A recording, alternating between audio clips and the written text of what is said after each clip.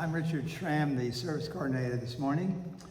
Welcome to this caring, sharing community on this cool, gray, but very pleasant Sunday, August 24th. I'd like to begin with a poem by Shari Woodbury in line with this month's worship theme of inclusion. To all who are yearning for community, come in. Be among us. To all who are just getting started. To all who long to go deeper. To all with tender places needing care. Come in, be among us.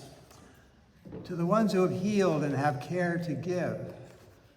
For those who are curious and hungry to learn. For those who know that they have something to teach. Come in, be among us. For the ones who are just beginning to suspect they might nurture others becoming. To the young and the old. The innocent and the jaded, the fresh of mind and the deeply steeped. There's room here for each and every one. Come in, be among us. So welcome to the North Chapel. And we have an announcement from Mary Blanton. Good morning.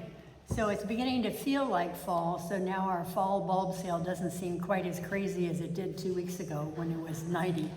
But today is the first day of the bulb sale, and there are some forms in the back. Also in your order of service, I think, is the website information. And you can either order separately, or if you'd like, we'll have a bulk order so you don't have to pay the shipping, or so that we share the shipping. So you can look and see what you'd like to order, and then get a hold of me, and we will put in a big order. And the bulbs will come the first week of October, so plenty of time to plant. So think spring. Our minister, Leon Dunkley, is away today. The reflection will be given by Director of Spiritual Exploration, Tatum Barnes. For those who don't know Tatum, I finally got a little bio from him. He's quite a remarkable guy. He's a lifelong youth worker. He's been a camp counselor, a mentor, classroom teacher, meditation facilitator, and currently serves as recreation specialist for the Hartford Parks and Recreation. With a bachelor's in psychology from Williams College and his master's in the psychology of education with a concentration in spirituality. That's cool. I mean, from Teachers College. He's enthusiastically building community in the Upper Valley. He lives in Pomfret with his wife Taylor, who's also a wonderful dancer as well as a very thoughtful person, and his son Raphael. Together they steward Full Joy Farm. Full Joy Farm, a nascent homestead and campground. As an interesting side note, we may get a taste of this. Tatum has been performing improv comedy since his college days, and he now performs with Valley Improv here in Vermont. Who knew? Today, Tatum will be leading an inclusive, multi-generational service. Children will be invited to share something special from home. In describing the service, he writes, "The world has moved beyond a call for tolerance. We now strive for understanding, appreciation, and the amplification of marginalized voices. So too must we move beyond models of inclusion. If we all have a seat at the table, what do we talk about? Will there be snacks?" I'd like to mull over the theme of the month and the title and description of the service before I hear the reflection. It's kind of an opening up our minds exercise, wondering what's coming, pondering, raising questions ahead of time. I hope you'll join me in this pre-reflection exercise and activity. I began wondering about the broad theme of the month, inclusion. I wonder what inclusion means and what the North Chapel might do to become more inclusive. From the Woodbury poem I read earlier, inclusion begins with reaching out and welcoming folks, regardless of who they are, what they believe, who they love, making everyone feel welcome and valued. I wonder, however, if inclusion goes beyond bringing folks into the church and making them feel welcome. That's a lot, and it may be enough. But becoming an inclusive community seems to go much further. Spoiler alert, I think today's service will have a lot to say about going further than just inclusion. Building deeper connections among those in the church seems like a big part of becoming an inclusive community. For me as an older person, intergenerational connections are particularly important. I have to admit that I love seeing the families that come to the North Chapel, but I really don't know many of these amazing parents and children. Some activities, like the Amazing Grace, build connections among a subgroup, in this case, older members of the church. So many of my close friendships have come out of these years together in the Amazing Grace. Similarly, I understand that the Wednesday pizza gatherings, when they aren't rained out, build connections among families. But what about connections between these two groups, between the old and the young? Today's service, where the children play such a large role, is an important step towards helping those like me to get to know more about the children in the church. But what else might we do? I long for conversations with others in the church, like the ones I've had recently with my grandson, Forrest Yeager. They started a year or so ago at school in Ohio. He called me up one day, "Hi, Grandpa, I'm walking to class and just want to say hello and see how you're doing." How sweet is that? For those who spent time in college, how many times did you call your grandfather? Really? So thus began a series of conversations over the phone or over lunch about his and my joys and concerns and more. He's now at UVM, and I'm looking forward to more conversations of this sort. Can we at the North Chapel create space for more conversations like that between old and young, men and women, gay and straight, conservative and progressive? We experimented with listening to our lives gatherings, but guess what? Mostly old people showed up. We can do better. Finally, I wonder if the goal of belonging and what it takes to feel that you belong, you feel at home, feel connected to others, might serve as the driving force in how we at the North Chapel try to become a more inclusive community.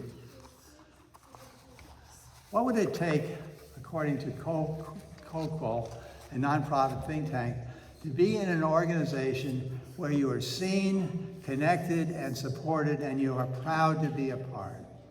I wonder how many of you have a feeling of belongingness to this organization, to this church, at the North Chapel. I wonder if that'd be a good metric of how we're doing as an organization, if we all feel we belong to it at that level. The need to go further than inclusion seems to be at the root of today's activities and reflection. More than a seat at the table is the title of the reflection. I look forward to seeing how this unfolds. And will there be snacks? We will now have a time of silent meditation.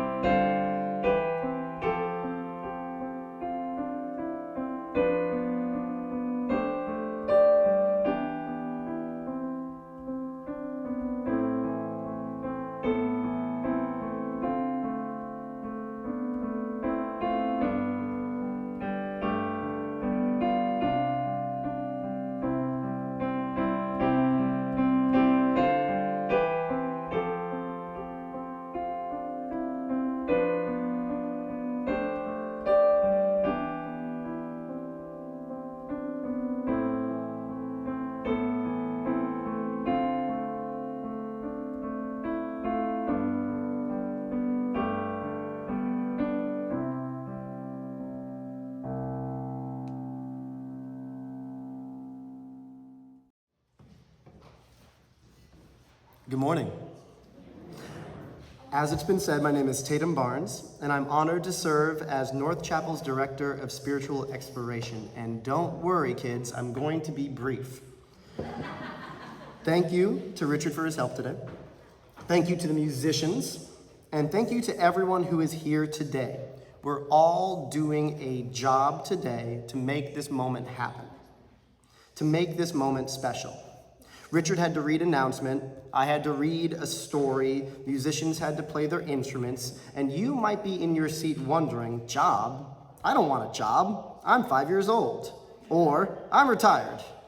Relax. It's an easy job. For you in your seats, and for you on your device, wherever you are in space and time, all you have to do, your only job, is to be yourself and to be present with us.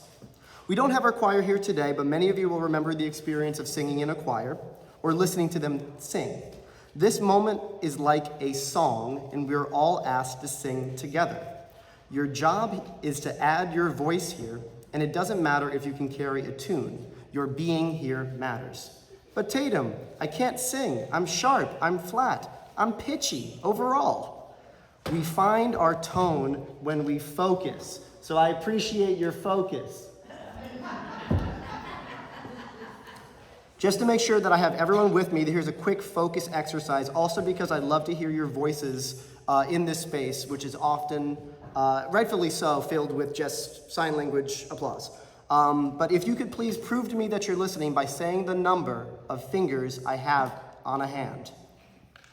2, 5, 4, 3, 0, 5. All right. Technically correct. Keep that focus, just another 5 minutes. Another part of my job is to share with the congregation the wisdom of the youth here. These kids are smart, and everyone should know it. Not smart like you've read all the books in the world, but smart in a simple way, don't get me wrong. I promise that's not an insult. Sometimes grown-ups forget the basic truths because we're busy thinking about tariffs, the intricacies of James Joyce, or what the heck we're gonna cook for dinner. This month's theme is inclusion. I took that theme to our youth, and here are the findings. Inclusion and exclusion are experienced every day on the playground, in the classroom, or in the halls of a middle school. Can I play this game? Where can I sit for lunch? Am I cool enough? You'll be happy to know that we as a youth community agree that it is kind and right to include everyone. Even if it's not easy, it's a good thing to do. If we don't, we hurt people's feelings. Our youth already know that hurt people hurt people. And they're looking to maximize the fun and minimize the harm. Let the weird kid play. Let the new kid sit with you. Share deodorant with the stinky kid. I even asked them to imagine that a really nasty person was in their school community, and some of them didn't have to imagine. They called these folks haters. What if you have a hater in your community? Someone that is acting mean just to be mean, who's actively looking to hurt your feelings. Even with this hypothetical hater in mind, these brilliant kids said that you had to show love, that you had to love the hate out of the haters. That's not me, that's pure kids, pure kid wisdom. Genius. Because we know what happens when you sink to their level. Hate on a hater, exclude them, push them further from community, they get nastier. They find other haters and make hate groups. And from bullies on the playgrounds to white nationalists who marched in Concord, New Hampshire on August 4th, check it out, the cost is too high when we exclude. Inclusion isn't just nice manners, it's protective, it's healthy, it's medicinal for our community. Speaking of healthy and inclusive, doctors and scientists both recommend at least one movement break every 30 to 60 minutes, and because standing up to sing a hymn doesn't count, we're overdue. Without further ado, folks, please be selfish with what you need to do with your body. If you need to stretch your hands again, do a little shoulder roll. I see some people bravely getting up. I'm not kidding. Do whatever you need to do for 60 seconds. It's good for your brain. What's good for the kids, good for all of us.